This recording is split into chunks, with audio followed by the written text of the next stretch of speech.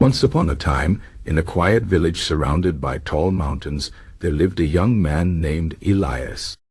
Elias was known for his kindness and hard work, but deep inside he carried a heavy burden, self-doubt.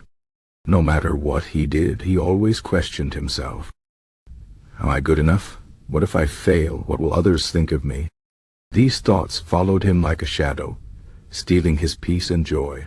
Elias worked as a woodcarver, a skill he had learned from his father. His hands could shape wood into beautiful figures, but every time he finished a piece he would hesitate. He would look at his work and think, is this really good? Maybe others will laugh at it. Because of this, he rarely showed his carvings to anyone. He kept them hidden in his small workshop, afraid of judgment. One day, an old traveler named Marcus passed through the village. Marcus was a philosopher who had spent many years studying the wisdom of the Stoics. He had a calm presence, and people often sought his advice. When Elias heard about Marcus, he decided to visit him, hoping to find answers to his struggles. Elias found Marcus sitting under a large oak tree, reading a weathered book.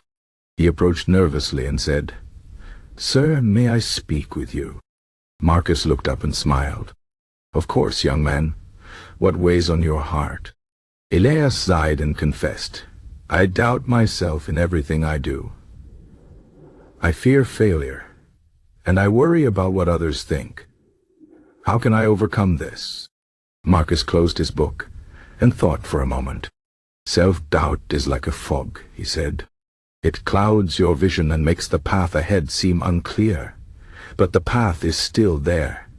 You must learn to walk through the fog." Elias frowned. "But how? The doubts are always there, whispering in my ear." Marcus nodded. "Let me tell you a story. There was once a great warrior who faced many battles. Before every fight, fear would grip his heart, but he had a simple practice. Every morning he would ask himself, what is the worst that can happen? He would imagine losing the battle, being wounded or even dying. And then he would say, if I accept this possibility, I can focus. Elias listened carefully. "So you're saying I should accept my doubts, not just accept them," Marcus replied. "Understand them. Ask yourself why they exist. Often self-doubt comes from comparing yourself to others or fearing failure. But failure is not your enemy. It is your teacher.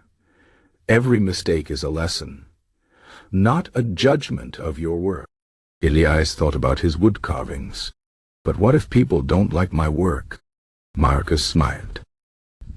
"Do you carve for others or for yourself?" Elias hesitated. I do it because I love it." "Then let that be enough," Marcus said. "The opinions of others are beyond your control. What you can control is your effort and your passion. Focus on that, and the doubts will lose their power." Elias felt something shift inside him. The words made sense, but he wondered if he could truly change. "It's not easy," he admitted. "Nothing worthwhile ever is," Marcus said. "Start small. Show one of your carvings to someone you trust. Then another. Let yourself feel the fear, but do not let it stop you.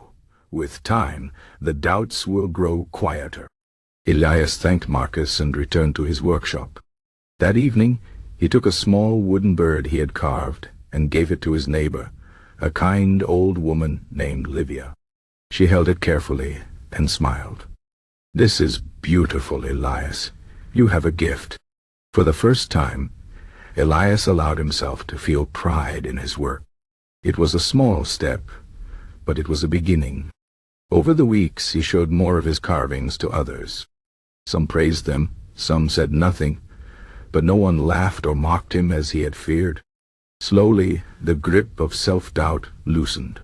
One day, the village announced a festival, and the mayor asked for artists to display their work. Elias hesitated, but then he remembered Marcus's words. He signed up and prepared his best pieces. On the day of the festival, many people admired his carvings. Some even offered to buy them. Elias felt nervous, but he also felt something new, confidence. Years passed and Elias became a respected woodcarver. He still felt doubt at times, but now he knew how to face it. He often visited Marcus, who had settled in the village, and they would talk under the oak tree. One evening, a young boy approached Elias, his eyes filled with worry. "I want to be a painter," the boy said, "but I'm afraid my art isn't good enough." Elias smiled and placed a hand on the boy's shoulder. "Let me tell you a story," he said. And so, the wisdom was passed on. Self-doubt is a part of life, but it does not have to rule your life. Like Elias, you can learn to face it. Accept that failure is possible, but do not let fear paralyze you. Focus on what you can control: your effort, your passion, your growth. The opinions of others do not define you. Only you can define yourself. When doubt whispers in your ear, remember, you are stronger than you think. Walk through the fog, one step at a time. The path is there, even when you cannot see it clearly. And with each step, you will grow wiser, braver, and freer. This is the way of the Stoic. This is the way of inner strength.